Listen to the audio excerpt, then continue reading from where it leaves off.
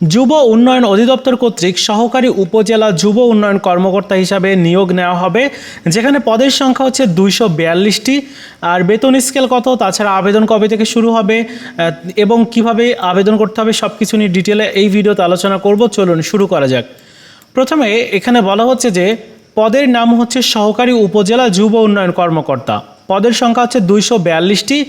বেতন স্কেল হচ্ছে 12,500 টাকা থেকে 30,230 টাকা পর্যন্ত, অর্থাৎ গ্রেড 11 এর বেতন স্কেল অনুযায়ী।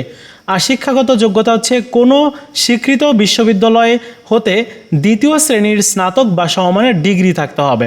অর্থাৎ দ্বিতীয় শ্রেণীর স্নাতক বা ডিগ্রি থাকলেই কিন্তু আপনি অ্যাপ্লাই করতে পারবেন।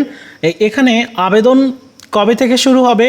আবেদন 23/6/2026 তারিখে। প্রার্থীর বয়স 18 থেকে 32 বছর পর্যন্ত থাকতে হবে, মানে 32 বছর উপরে গেলে কিন্তু আবেদন করা যাবে না।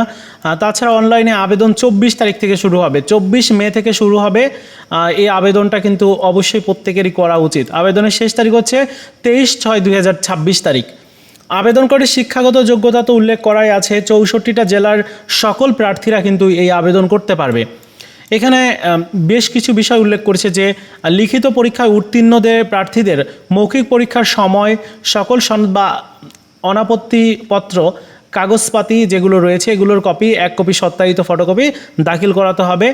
তারপর শিক্ষাগত যোগ্যতার মূল সনদ বা সাময়িক সনদপত্র এগুলোও সত্যায়িত করাতে হবে। সো এই হচ্ছে আপনাদের যে বিজ্ঞপ্তিতে থাকা ইনফরমেশানগুলো। সো আপনাদের এই পদে অর্থাৎ যুব উন্নয়নের যে সহকারী উপজেলা যুব উন্নয়ন কর্মকর্তা হিসাবে নিয়োগ নেওয়া হবে। এখানে আবেদন শুরু হবে 24 তারিখ থেকে, আগামী 24 মে থেকে শুরু, আর 23/6/2026 তারিখ পর্যন্ত আবেদন করা যাবে। তো বন্ধুরা, এই ছিল আজকের মতো ভিডিও। দেখা হচ্ছে নতুন ভিডিওতে। ভালো থাকুন সবাই, ধন্যবাদ।